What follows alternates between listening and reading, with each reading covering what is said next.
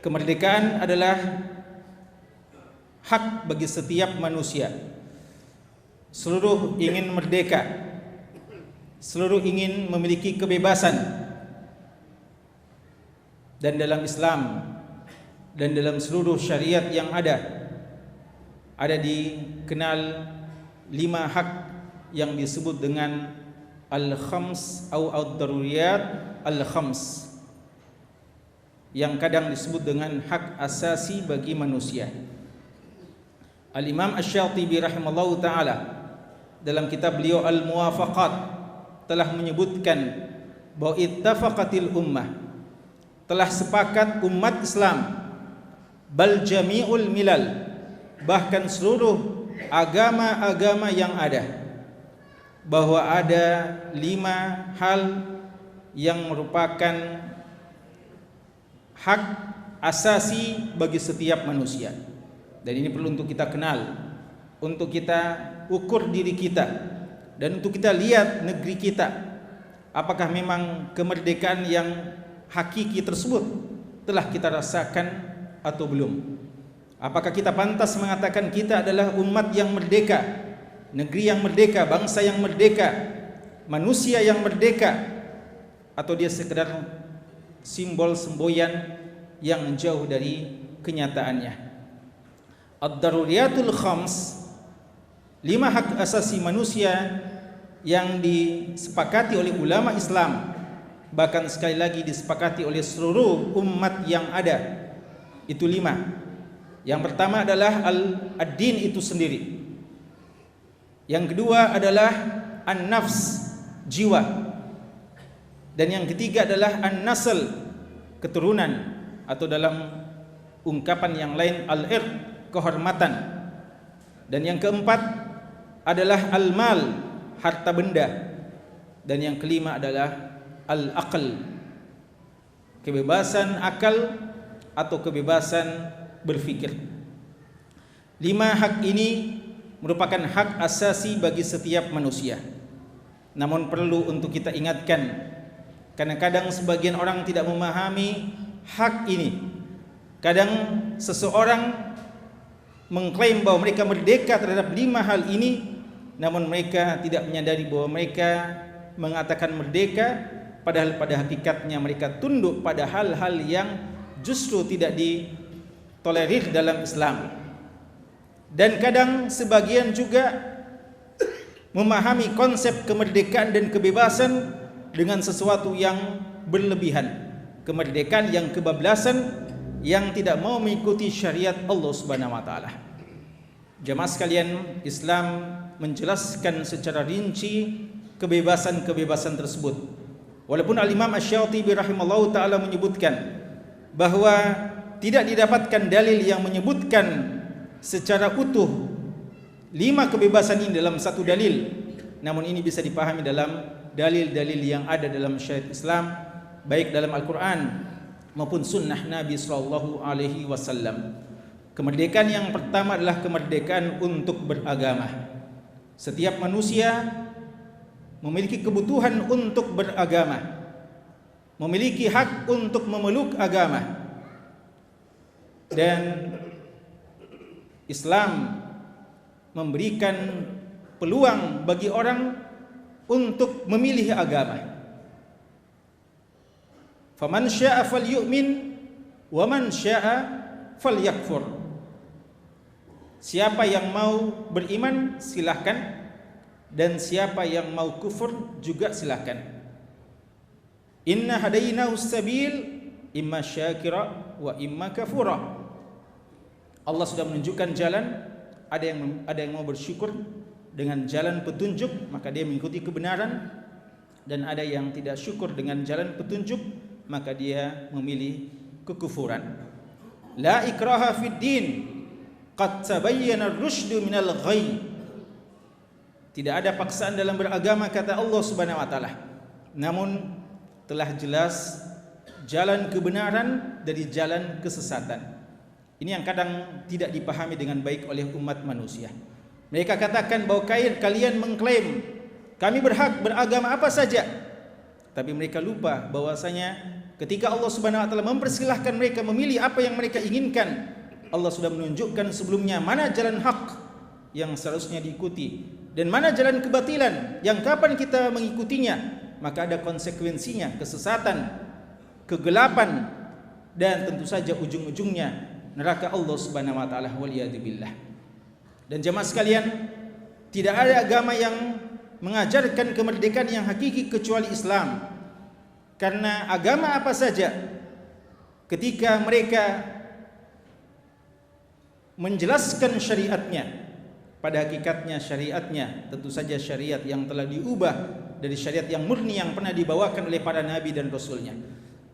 Syariat hari ini selain syariat Islam pada hakikatnya tidak mengajarkan kebebasan hamba untuk beribadah hanya kepada Allah zat satu-satunya yang berhak untuk disembah.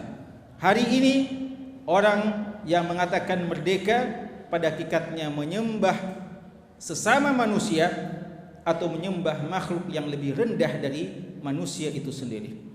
Adapun Islam mengajarkan peribadatan hanya kepada Allah Subhanahu wa taala. Oleh karenanya jemaah sekalian, lihatlah agama-agama yang lain, mereka menyuruh untuk menyembah sesama manusia dan menyembah benda-benda tertentu yang dianggap keramat, yang dianggap sakral, yang bisa memberikan mudarat dan manfaat bagi mereka. Pada hakikatnya ini adalah bentuk penghinaan diri terhadap diri sendiri. Rib'i bin Amir radhiyallahu taala anhu, seorang sahabat mulia dari sahabat Rasulullah sallallahu alaihi wasallam, ketika beliau berada di perang Qadisiyah, ditanya oleh Rustum, agama apa yang kalian bawa? Apa hakikat ajaran yang kalian bawa? Beliau mengatakan, ibta'atsana Allahu taala, Allah Subhanahu wa taala telah mengutus kami linukhrija man sya', untuk kami keluarkan siapa yang Allah kehendaki. Siapa yang Allah kehendaki, yang Allah kehendaki untuk mendapatkan hidayah. Diajak untuk apa? Linukhrija man sya' min ibadatil ibad ila ibadati rabbil ibad, untuk mengeluarkan manusia dari penyembahan sesama manusia, sesama hamba, untuk menyembah hanya satu-satunya kepada zat yang menciptakan hamba-hamba tersebut, Allah Subhanahu wa taala. Walinukhrijahum min diqid dunya ila sa'atil akhirah, dan untuk kita keluarkan dari kesempitan dunia ini untuk menuju ke akhirat yang sangat luas, surga Allah Subhanahu wa taala seluas langit dan bumi. Walinukhrijahum min juril adyan ila adlil Islam, dan untuk kita keluarkan mereka dari kezaliman yang ada pada agama-agama selain Islam kepada keadilan yang sesungguhnya yang hanya ada pada agama Islam ini.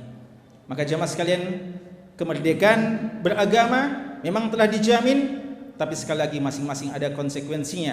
Siapa yang ingin benar-benar beragama dengan agama yang merdeka hanya terdapat dalam Islam, karena Islam tidak membolehkan penyembahan sesama manusia, tidak boleh kultus kepada sesama manusia.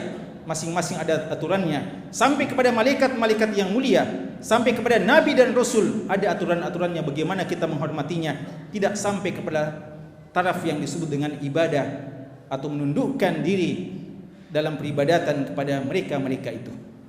Yang kedua jamaah sekalian adalah hurriyah, kemerdekaan, kebebasan dalam persoalan kehidupan.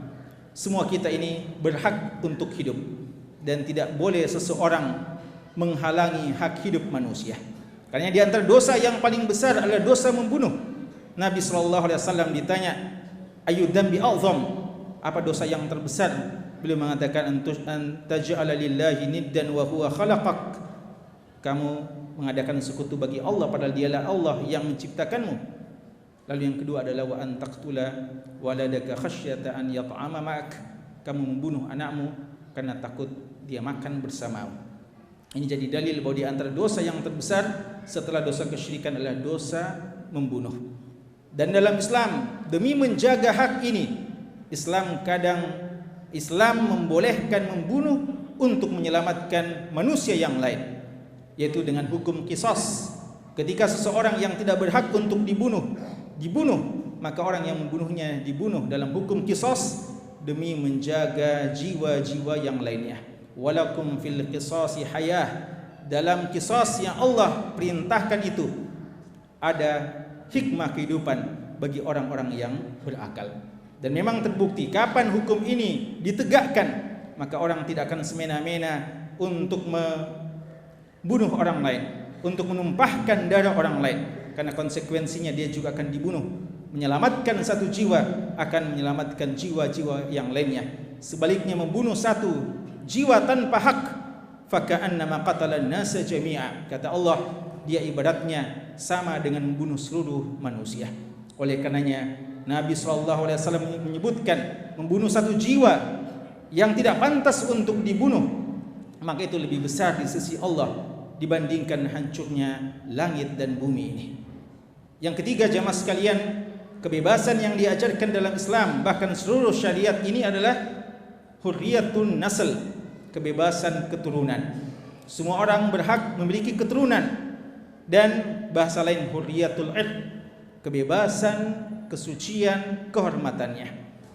Oleh karenanya Islam melarang yang dinamakan dengan perzinahan, karena hal-hal yang merupakan mafsadah dari zina adalah ketika seorang anak lahir tanpa tahu kepada siapa dia memanggil bapak. Seorang anak zina dalam syariat Islam tidak memiliki bapak yang berhak dia warisi hartanya. Dia tidak memiliki bapak yang berhak dia bernasab namanya dengannya, karena ini adalah perbuatan yang sangat diharamkan oleh Allah Subhanahu wa taala, hubungan yang di luar dari jalur yang suci, jalur pernikahan. Oleh karenanya jemaah sekalian, di antara dosa yang terbesar adalah dosa perzinahan. Ketika beliau sallallahu alaihi wasallam menyebutkan dosa membunuh setelah dosa syirik, beliau ditanya lagi, lalu beliau mengatakan antuzaniya bihalilati jarik, dosa ketiga yang terbesar adalah kamu berzina, apalagi ketika kamu berzina dengan tetanggamu sendiri, waliyadzubillah. Hadirin sekalian, dalam melarang maksiat-maksiat dan dosa-dosa yang ada, Allah Subhanahu wa taala menyebutkan larangan tersebut. Jangan kamu ini dan jangan kamu itu. Namun ketika melarang perzinahan, Allah tidak mengatakan la taznu, tapi Allah mengatakan wala taqrabuz zina, jangan kamu dekati zina.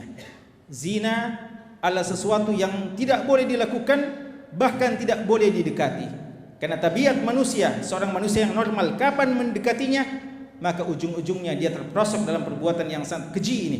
Suatu dosa yang tidak ada dosa hukum dunia yang paling berat kecuali hukum zina. Karena zina dalam Islam, bagi yang belum pernah nikah, dia akan dicambuk 100 kali. Dan bagi yang sudah, maka hukum dibunuh juga, tapi dibunuh dengan cara yang paling hina, yaitu dibunuh dengan cara rajam. Ini semua menunjukkan begitu hinanya zina di sisi Allah Subhanahu wa taala. Dan tujuan ini semuanya adalah sekali lagi untuk menjaga kehormatan manusia, menjaga keturunan manusia. Yang keempat jamaah sekalian, kemerdekaan yang diajarkan dalam Islam adalah kemerdekaan harta benda. Semua kita berhak dengan hartanya. Tidak boleh seseorang mengambil hak dari saudaranya. Karenanya di antara dosa yang terbesar adalah dosa mencuri. Wasariq wasariqatu faqta'u aydiyahuma jazaa'an bima kasaba nakalam min Allah. Dosa mencuri di sisi Allah dosa besar, makanya ada yang dinamakan hukum potong tangan. Hukum potong tangan diterapkan untuk menyelamatkan tangan-tangan yang lain dan untuk menyelamatkan harta-harta manusia. Namun ketika ini sudah dianggap remeh, ketika orang mengambil harta manusia sesuai dengan keinginannya, maka jadilah kemerdekaan yang tidak ada aturannya, kemerdekaan yang kebablasan. Setiap orang berhak mengambil harta apa yang diinginkan, tidak menghargai milik dan jerih payah orang banyak. Oleh karena itu jamaah sekalian, dalam Islam seseorang yang membela hartanya lalu dia membunuh, maka dia tidak harus dihukum. Dan jika dia terbunuh, maka dia dianggap sebagai syahid. Man qutila duna malihi fahuwa syahid. Siapa yang dibunuh karena membela hartanya, maka dia syahid di sisi Allah Subhanahu wa taala. Dan yang terakhir jemaah sekalian, kebebasan yang diajarkan dalam Islam adalah kebebasan untuk berpikir, kebebasan memanfaatkan akal kita ini, kebebasan untuk berpendapat. Islam menghargai akal, dan Islam menghargai orang untuk menyatakan pendapatnya. Tapi sekali lagi, pendapat yang terkontrol, yang sesuai dengan koridor syariat, bukan pendapat-pendapat yang bertentangan dengan syariat. Dan ketahuilah, siapa yang berpendapat lalu bertentangan dengan syariat Allah, pada hakikatnya dia mengikuti sesuatu yang bertentangan dengan syariat, dan pada hakikatnya dia tidak merdeka. Karena manusia hari ini, entah dia mengikuti nenek moyang terdahulu, sebagaimana yang Allah katakan, wa idza qila lahum ittabi'u ma anzalallah qalu bal nattabi'u ma wajadna alaihi aba'ana. Ada orang kalau ditanya ikuti syariat Allah, mereka mengatakan kami ikut saja apa yang kami saksikan dari orang-orang terdahulu. Ada juga orang yang pemikirannya hanya ikut kebanyakan manusia. Ketika ditanya kenapa kamu melakukan itu, mereka mengatakan bahwa kami melihat begitulah mayoritas manusia. Kata Allah Subhanahu wa taala, wa in tuti aktsara man fil ardi yudilluka an sabilillah. Kalau kalian mengikuti kebanyakan orang saja tanpa melihat syariat, maka mereka akan menyesatkan kalian dari jalan agama Allah Subhanahu wa taala. Iyattabi'una ila dhann wa inhum illa yakhrusun. Kebanyakan mereka cuma mengikuti prasangka saja tanpa ilmu yang benar, dan mereka banyak dusta. Dan minimal jamaah sekalian, ketika seorang mengatakan ini pendapat pribadi saya, ini hak saya untuk berpendapat, padahal tidak sesuai dengan syariat, kata Allah Subhanahu wa taala, fa illam yastajibu lak fa'lam annama yattabi'una ahwa'ahum. Ketika mereka tidak mau mengikuti ajaranmu wahai Muhammad, ketahuilah mereka mengikuti hawa nafsu mereka.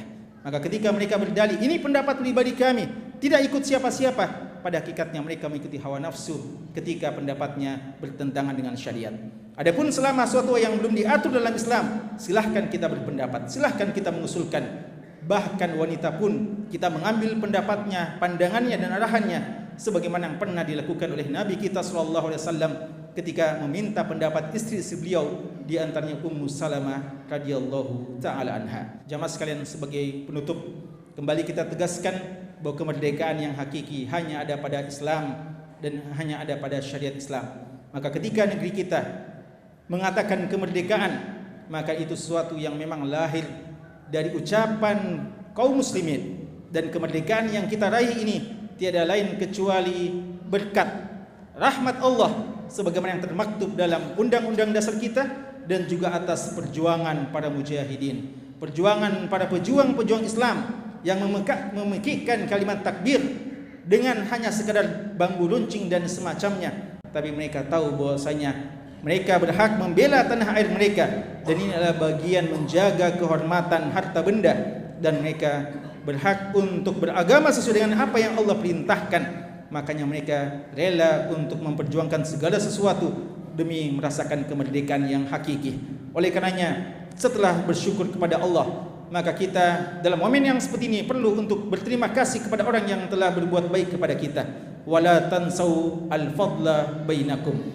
Jangan kalian lupakan orang yang telah berjasa pada kalian. Maka setelah bersyukur kepada Allah dengan kesyukuran yang hakiki, kita berterima kasih kepada seluruh mujahidin, seluruh pejuang-pejuang agama Allah di negeri kita ini yang telah memproklamirkan kemerdekaan dan sebelumnya telah berusaha dengan jiwa dan harta mereka untuk memerdekakan negeri ini dari para kufar, para penjajah-penjajah yang mau mengambil hak-hak kita. Dan jamaah sekalian, jangan lupa negeri kita diproklamirkan di bulan suci Ramadan, menunjukkan bahwa memang perjuangan yang diinginkan oleh pejuang-pejuang dan pahlawan kita terdahulu adalah perjuangan yang menuju ridha dan berkah Allah Subhanahu wa taala. Semoga kita yang datang belakangan bisa menjadi pelanjut-pelanjut perjuangan mereka, dan bukan justru kita merongrong Islam, membenci Islam, menjauhi Islam, padahal pada hakikatnya kemerdekaan yang kita inginkan adalah kemerdekaan yang sesuai dengan syariat Allah, dengan dinul Islam yang penuh dengan kesujukan dan penuh dengan rahmat bagi seluruh alam ini.